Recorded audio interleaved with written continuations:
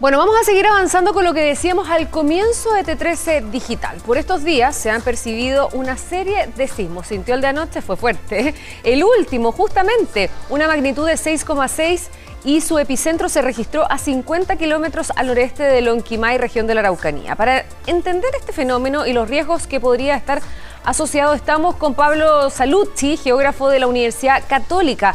¿Cómo está, Pablo? ¿Qué tal? Buen día. ¿Qué tal? Buenos días. Muchas gracias por estar con nosotros para entender un poco lo que estamos viviendo. Yo decía en la presentación también del programa esta mañana que durante los últimos días hemos sentido varios sismos acá en la zona centro del país. ¿Se puede atribuir algún fenómeno en particular?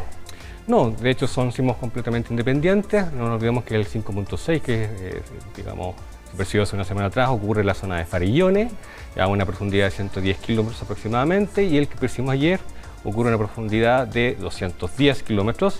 El elemento en común son dos sismos que se le conoce como intraplaca, es decir, sismos que ocurren al interior de la placa, a gran profundidad, lo que ayuda de alguna manera a que se sienta en un amplio radio geográfico.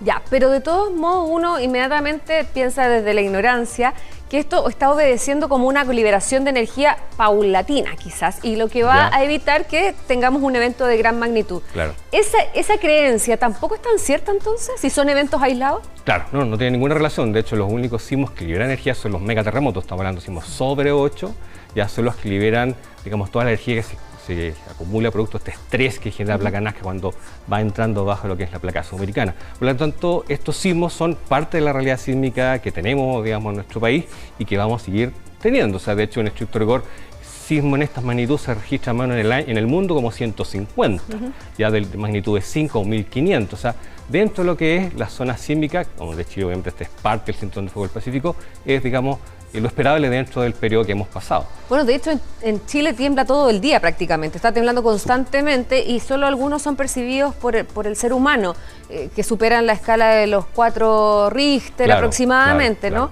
Ahora, ¿hay preocupación de todos modos por la gran cantidad de sismos o básicamente esto obedece a lo cotidiano nomás de nuestro país? No, la preocupación justamente recae en el hecho que es muy importante que la ciudadanía, cuando tenga estos eventos, sienta estos eventos, recuerde y revise cómo están preparados dentro de la familia. De alguna manera, no es malo que tiemble, o sea, en el sentido que, uno, nos recuerda nuestra realidad, segundo, que tenemos que conversar estos temas, sobre todo poner un escenario. ¿Qué pasa si estamos, por ejemplo, en una jornada laboral? ¿Qué pasa si estamos en la oficina? Afortunadamente, el último gran sismo, y de hecho, si revisamos la historia, los últimos grandes terremotos en Chile han sido todos o sábados o domingos, lo que ha ayudado a que estemos en familia y de alguna manera baje nuestro nivel de angustia. Pero sobre todo es muy importante que esto nos ayude a, más que preocuparnos, a ocuparnos de nuestra realidad sísmica y conversar en familia qué hacemos en caso de. Claro, porque generalmente, usted lo dice, es importante que uno revise también su protocolo también para ver cómo se actúa en familia. Y la verdad es que todos los terremotos grandes han sido justamente como en fin de semana o en la noche, lo que permite estar un poquito más contenido. ¿Qué es lo que debería tener una persona en su casa como para poder reaccionar también en primera instancia? Bueno, siempre tenemos que pensar cuando viene un evento de gran magnitud, son a lo menos un espacio de 72 horas en que tú tienes que de alguna manera estar a resguardo de tu familia. Obviamente la cantidad de agua, los alimentos no perecibles, tu linterna, eso implica tener tu kit de emergencia, una radio a pila para comunicarnos y sobre todo evitar usar la telefonía celular, es decir, comunicación a través de mensajes de texto, porque sabemos que las líneas se saturan. De hecho, ayer hubo un momento que se saturó la telefonía. Pero esto es muy importante que eso lo internalicemos, que conversemos justamente para, sobre todo, tener internalizado el protocolo familiar dependiendo de dónde estemos, que es un tema, porque recordemos lo que pasó, por ejemplo, el terremoto de Japón, que fue en un día laboral a las 2 de la tarde y finalmente fue bastante complejo, dada esta situación, lo que ocurre finalmente en las personas. Claro, uno tener un protocolo más o menos que hace que integrantes de la familia en caso de no estar todos juntos. Volvamos un poco al tema de los sismos propiamente tal. Ya, son hechos aislados. De todos modos, se dice que estamos esperando un gran sismo. Han pasado más de 10 años del último terremoto de gran magnitud que hubo en nuestro país. Y bajo esa lógica, ¿es cierto que deberíamos estar esperando que venga un sismo de esas características dentro del corto plazo o es impredecible? Claro, de hecho, en estricto rigor, todavía no podemos predecir el día y la magnitud en que ocurrir los eventos. Pero sí tenemos algunos escenarios que nos pueden indicar más o menos dónde podrían ocurrir grandes terremotos, por lo menos en Chile. Sabemos que hay ciertas zonas que no rompen históricamente de bastante tiempo, como en la zona norte, Arica y Iquique, y como también sabemos que la zona central no rompe un gran terremoto desde 1730. ¿ya? Por lo tanto, el llamado es a estar consciente y preparado de este escenario. O sea, la zona central es una zona que tiene, digamos, lo que se conoce técnicamente como un gap sísmico, una ventana en donde no se genera un terremoto importante más o menos de ese año. ¿Esa es la falla de Ramón? No, eso es un terremoto que ocurre en la zona de Valparaíso, un terremoto costero. Ah, perfecto. Ya, de hecho, hasta el terremoto 60, ese es el mayor registro histórico que tenía Chile con respecto a terremotos. Ah, perfecto. Porque, Y el que le pregunto yo por la falla particularmente también, el fin de semana venía un artículo bien interesante en La Tercera, sí. ¿lo vio? Sí. Respecto de justamente esta falla que le menciono yo, que es de la que está en la zona oriente de la capital. También se espera un sismo de alta intensidad en esa zona.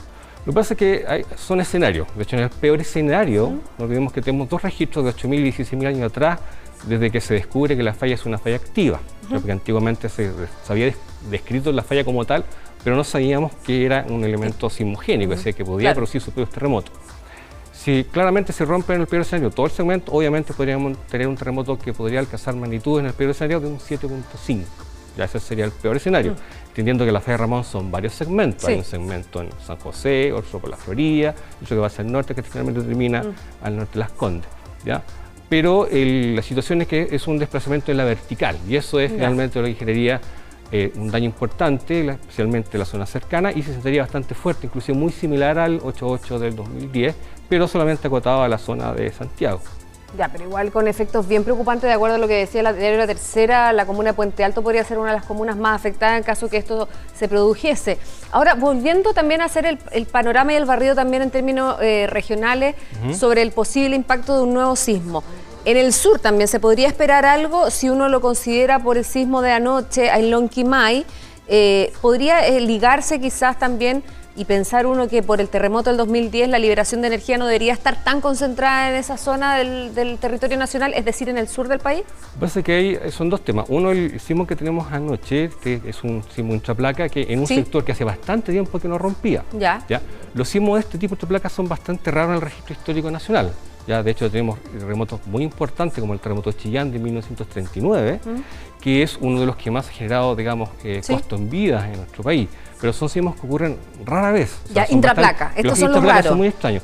Los sismos que son muy comunes son los interplacas. Que son los que chocan. Donde choca justamente la placa nácar con la sudamericana. Donde se subduce la placa nácar sudamericana. En esta zona es donde habitualmente eso es lo más normal. Los más normales y los que generalmente son tsunamigénicos y pueden producir un tsunami. Y tienen promedios de profundidad de 25 kilómetros más o menos. ¿Ya? Ahora, el 2010 liberó un segmento que ya había justamente un año antes se había publicado, que esa zona ya tenía una cara que podría eventualmente generar un terremoto. Viene el terremoto, por lo tanto el documento cumple esa hipótesis que la zona podría romper. Ahora, hemos visto que ya ha pasado un tiempo, importante tiempo con respecto al gran último terremoto del 60, que la zona al sur, especialmente, ya está comenzando claramente a dar muestra que se está cargando.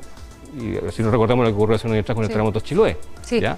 Por lo tanto, es una realidad que nuestro país siempre va a estar de alguna manera estresado por estos segmentos y, insisto en el llamado, siempre a estar preparados. Lo mejor es tener un protocolo en la familia de cómo actuar también, ponerse de acuerdo y tener a resguardo también agua, linterna y cosas que son necesarias. Se nos olvida de repente, pero hay que hacerlo. Sí, estos sismos son un muy buen recordatorio. Sí, muy bien. Pablo Saluzzi, geógrafo de la Universidad Católica, muchas gracias por haber estado con nosotros. Que le vaya muy bien, muy amable. Buen día. Nosotros vamos a seguir avanzando con más información.